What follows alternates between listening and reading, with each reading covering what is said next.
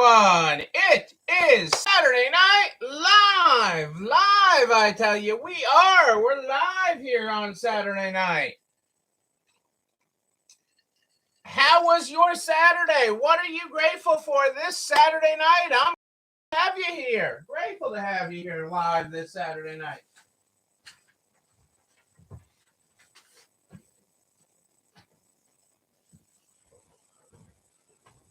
Yes, I am. I am thrilled to be here live.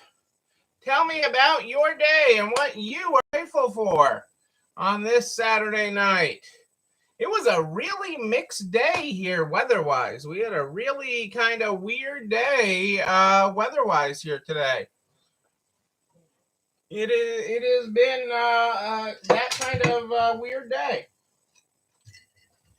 We had beautiful sunshine for a while, and then we had unbelievable thunderstorms and rain.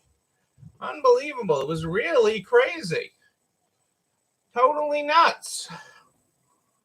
But, we are grateful to have you here tonight on Saturday Night Live. I hope your day was amazing. I hope nothing too crazy happened in your world today. I hope the customers were friendly and generous with their time and money. Generous with their time and their money in your stores today is what I am hoping. Is definitely what I am hoping for you. Whoa. But that is good stuff, people. That is good stuff. It's been a good day. Tonight we are. I don't have any glasses. How can I read this? I can't read this without the glasses.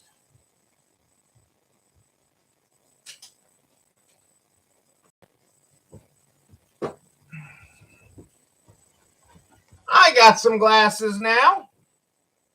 Let's get started with these glasses are dirty. Hang on a second. Let me run it through my super cleaner here.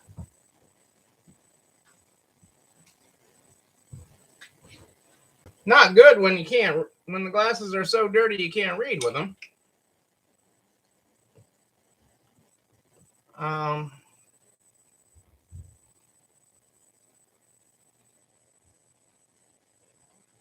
But that's sort of the way it rolls sometimes.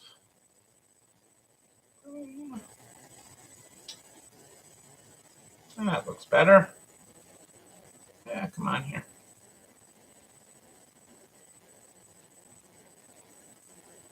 What's happening, guys?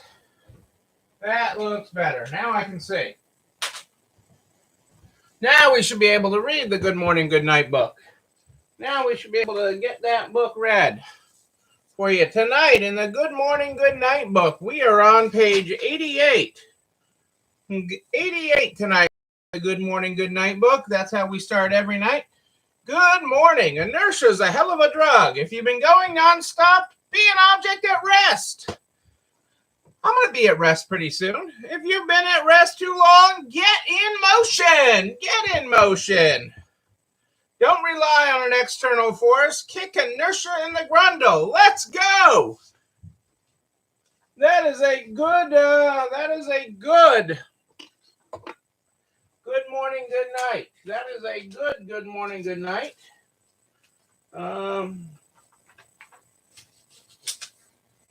And what else am I looking for here? I got a few things here for you tonight. I got a few things. Best day in over 4 years today. Congrats, Kitty. Congrats. I love hearing that.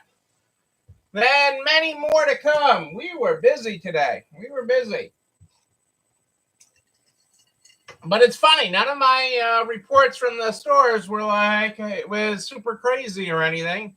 They were like, they had customers and stuff, but none of them said it was super crazy. But the dollars said so.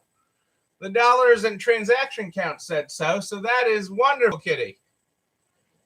Your Christmas open house. You've been selling Christmas since July, practically. Nice. I love it. I love it. Yeah, people were in a buying mood today. We were actually at a bat mitzvah today, so we were in downtown Boston at a bat mitzvah today, which was really very nice. Um, and nice to see some old friends and have a reason to celebrate. So that was very, very nice.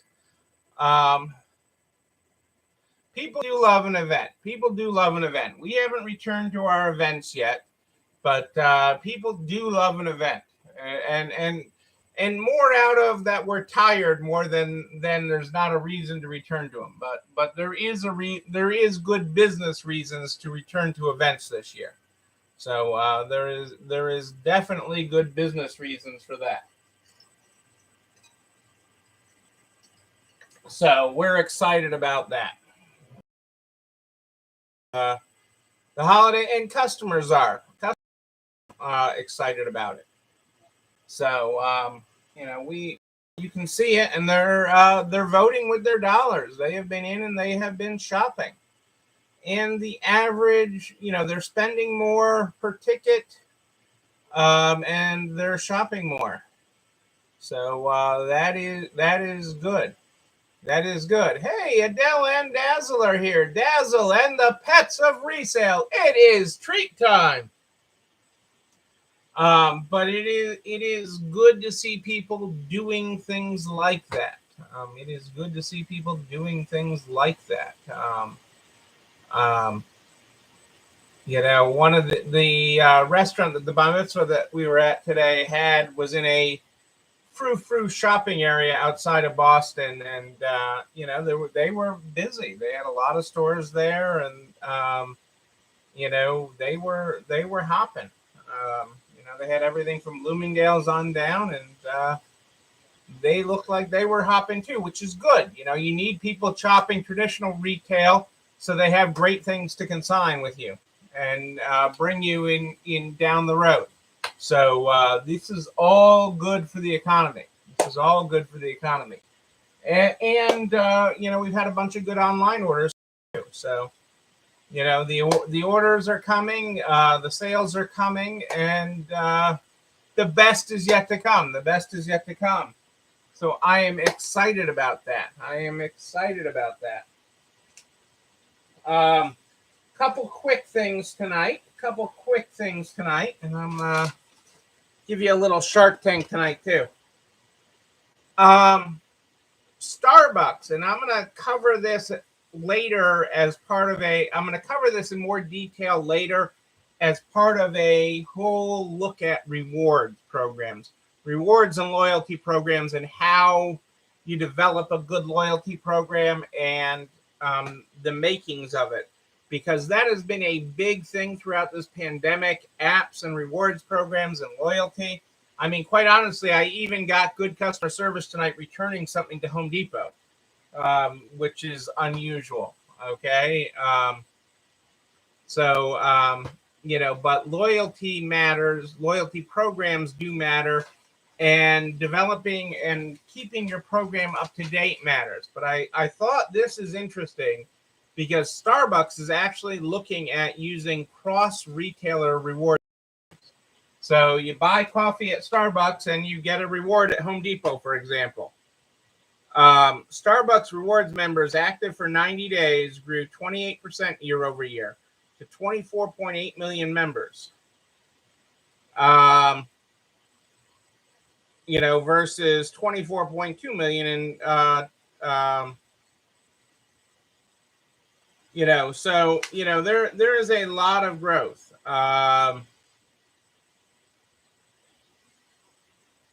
And 51% of their sales at stores was by rewards members. There is a lot of good things with having a good, well-designed rewards program. And and one that continues to evolve. It's not, rewards programs aren't set it and forget it. Rewards programs aren't set it and forget it. They're set it, measure it, update it. Set it, measure it, update it, revise it, keep your base engaged with it while also being profitable with it. Okay, keep your most active customers engaged. And I know some of you are doing that with texting programs and email programs and other things and your own current version of loyalty program. But there's a lot we can learn from the big guys and how the big guys have developed different things with loyalty. And there's people we can learn from McDonald's on up on how to do this. And I have a lot of information that I will cover in an upcoming episode because I've been accumulating a bunch of stuff. But I thought it was very, very interesting what Starbucks is doing because they are currently exploring partnerships and how they can have cross retailer rewards. So just be aware of that. And I will keep you up to date on that as we move forward. I will keep you up to date. Canada's Canuck is the luxury outerwear brand is opening its first store in United States store in New York City. So they are coming to the U.S. and they are opening a 4,000 square foot store in the Soho area of New York City. And they are looking at further U.S. expansion. Something to keep an eye on in the Canadian luxury space, I guess, is outerwear space. And, at the same time, on the opposite end of the spectrum, Miniso, M-I-N-I-S-O, is expanding its $10 store concept. So instead of $5 below, $10 below, basically. It's opening them under the 10 and under banner in the United States and Canada. As much of 95% of the items stocked fall below the $10 price point.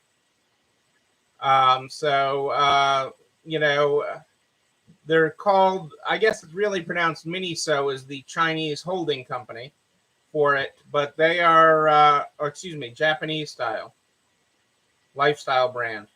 And they're opening 18 stores in the U.S. to start and will grow from there.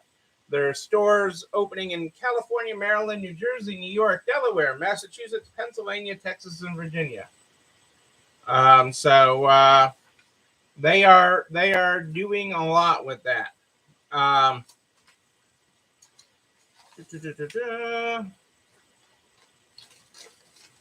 McDonald's is continuing with its star-studded, collaboration menus. And its latest one is going to be a big one for the holidays. The Mariah menu. The Mariah Carey menu is 12 days of deals. Only available, again, loyalty through the restaurant's app. Mariah talks about eating at McDonald's and the different things. But you'll be able to get even free stuff on the Mariah menu with the app. That is, the star power behind it, and they're spending a lot of money on that. They are spending a ton of money on that. I like this statistic. So, we talk about Amazon being such a big employer, and I know Kitty's son-in-law works for Amazon. And, a lot of people work or have worked for Amazon. But Amazon's largest warehouse, their biggest and newest one, which is in Delaware, has 10 robots for every human.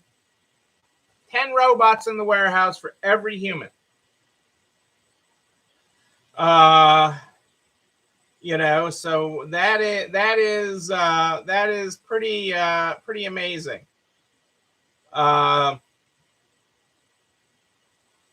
The 5-story warehouse, which is as big as 17 football fields, they call the robots an electrical mechanical ballet. I'm trying to see. Yeah, so there's 10,000 robots. There's 10,000 robots to 1,000 workers at the warehouse. 10,000 robots to 1,000 workers. Okay, and the robots don't call out sick. And they're on time to work. Go figure. According to a study, one online retailer offers the lowest price in almost every category except pet items. According to a study from Profitero, Amazon is the cheapest online retailer. The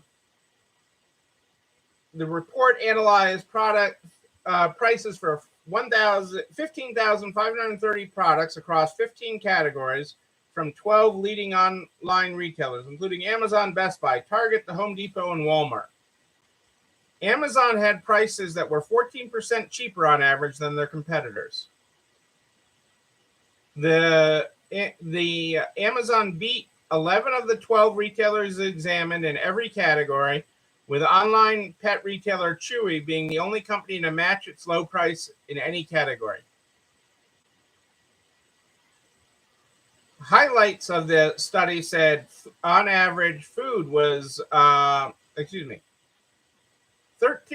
less expensive than Best Buy, Target, and Walmart for electronics, 15% cheaper than Target and Walmart for video games, and 11% cheaper than the Home Depot, Macy's, Target, and Walmart for toys and games. However, now, Walmart's prices are now on average within 4% of Amazon across all categories, a decrease of 1 percentage point from the 2020 price war study. Hey, Kelly, how are you? And the robots don't need lunch. That's right. There's no state-mandated lunch with that.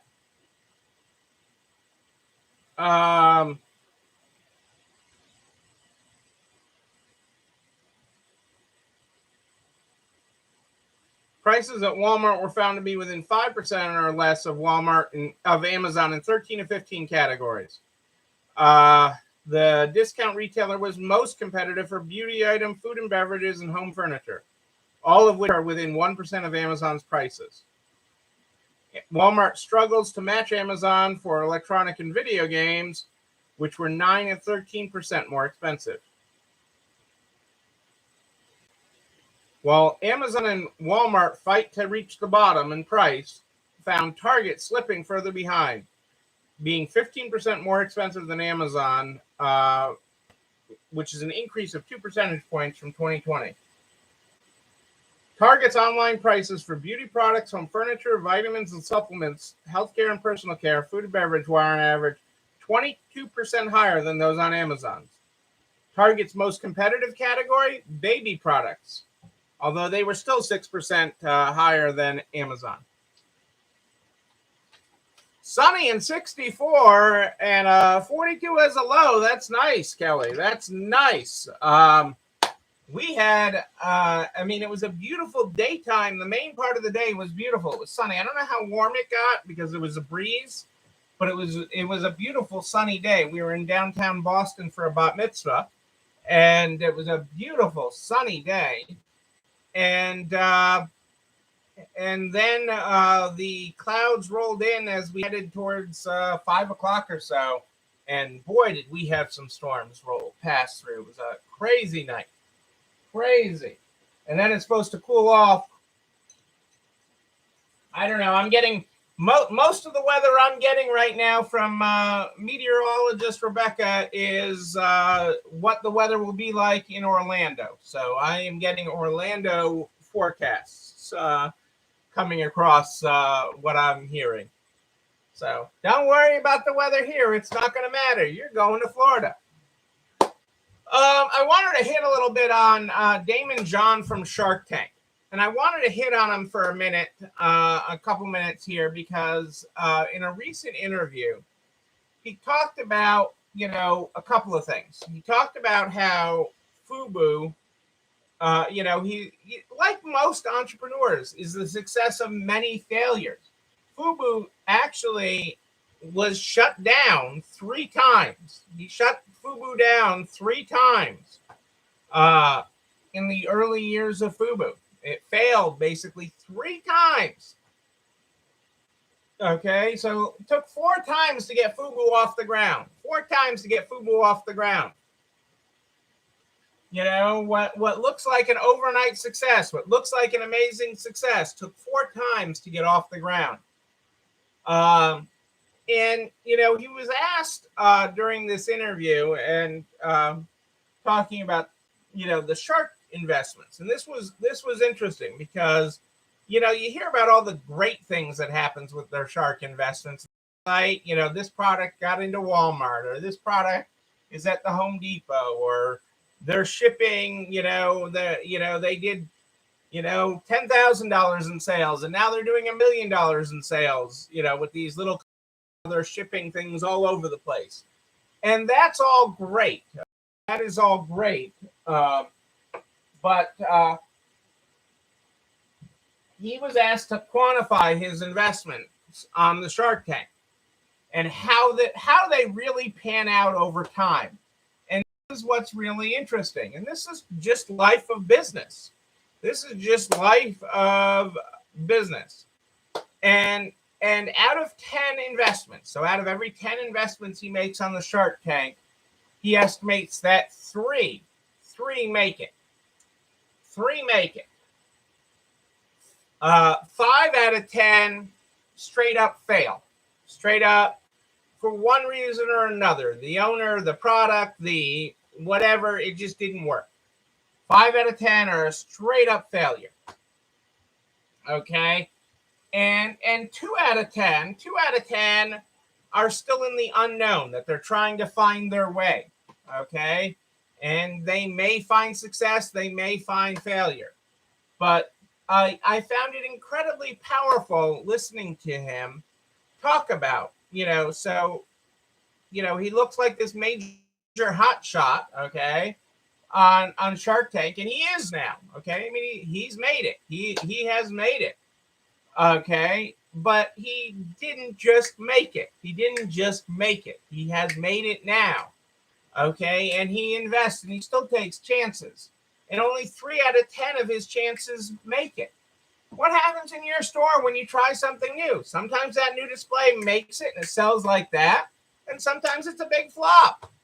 It's okay. The mistake is when you hang on to the flop. Okay, when you hang on to something that doesn't work. When you have something that doesn't work, you move on. You move on to the next thing that might work. That next thing that might be the 1 in 10. I mean, the part of the 3 in 10. So you keep on moving on, and you keep on moving forward onto the next thing and the next thing. You keep on trying. You don't give up. He survived all of his worst days, just like you. That's exactly my point here, Kelly. And that you keep on trying, okay? When something doesn't work in your store, when something doesn't work with an item you tried, okay? Maybe you tried men's. Maybe it didn't work. Maybe you have thought about trying men's, and you're like, hey, I'll give it a shot. If it works, great. And if it doesn't, that's okay too. That's okay too. It's not, it is understanding that. And what worked a couple years ago may not work today. And that's okay too. That's okay too. So you learn from that. You learn from that. You come back stronger, and you survive these things, and you look and you grow and you move forward. You constantly are looking at that and what you can try to move forward. And so, when you hear stories like that, okay, not only his own stories of his own business, but this guy is an investor in other businesses. And so when you look at that and say, okay, he failed 75% to reach 25% to get his huge success with FUBU. He failed 3 out of 4 times till it became successful. Okay. Only a third of his investments, I think, are ever become fruitful. Only a third. But that doesn't stop him from trying other things. And that's ultimately my point. Because while his investments and the dollars he does are bigger, okay, the risks are bigger, the rewards are bigger, okay, your investments relative to you are big. Your chances are big. Your opportunities are big. And you have this to take and to grow and to be successful. So there's a lot to learn from that. There's a lot you can take and learn with that. And so I want you to take that and learn with that, because you have survived week 85, 86. You are finished with it. It is in the books, week 85, 86. Tomorrow starts week 86, 87. Tomorrow starts week 86, 87. And you are still standing for it. Yes, you are. And tomorrow is also Self-Care Sunday. Self-Care Sunday is the day we set aside each and every week, so that you can unplug and disconnect and take care of you. Yes, you. That is why it is so important. And if you can't do Sunday because you got to cover the store, that is okay. That is okay. You do Tuesday. You do half a day Tuesday. You do half a day Thursday. You just do it. You just do it. Tomorrow will also be our last consecutive day since March of 2020. Tomorrow will be our last consecutive day. It won't be our last day, but it will be our last consecutive day since March of 2020 that we will be here for Self-Care Sunday. So you're not going to want to miss it. You know what else you can't miss? Is this video and everything we talk about. This video and everything we talk about goes over to narts.org/resale strong by noon the next day. Noon, I tell you, all the files, all the links, everything we talk about goes over to narts.org/resale strong, including a direct link to the YouTube channel. You're not alone running this store, where you can like, comment, subscribe, and oh yes, ring the bell. Ring it. So you know when another one drops. It is a good reason to party, Kelly. It is a good reason to party. I'm here every night for one more consecutive night in the Narts private Facebook group and streaming on YouTube. That's where you find me. But if you have a question in between, you just email me, Neil, Neil at ECIstores.com, Neil at ECIstores.com. We start this program every night with the Good Morning, Good Night book. That's where we start it. Tonight, we're on page 88. If you were not here for our good morning is, good morning. Inertia is a hell of a drug. If you've been going nonstop, be an object at rest. If you've been at rest too long, get in motion. Don't rely on an external force. Kick inertia in the grundle. Let's go. Our good night tonight is good night. Inertia is a hell of a drug. If you've been going nonstop, be an object at rest. If you've been at rest too long, get in motion. You decide your momentum to... you get to decide your momentum. Ladies and gentlemen, I am Neil Abramson. I do like a good party, a wedding, a bat mitzvah even. I was at one today. It was fun. Yes, it was. Although they didn't do the whole thing on the chair. They didn't do all the bat mitzvah things that they normally do. It was a more subdued one. But it was still great to party with people. We will party again. We will party in person. And when we do, I'm going to be there with you. But until then, and until tomorrow night at Wish, know that you, but most of you, yes, you're not alone running this store. Have a great night, everybody. It's time to pack. Tonight's packing night, I'm told. Have a great night. I'll see you tomorrow.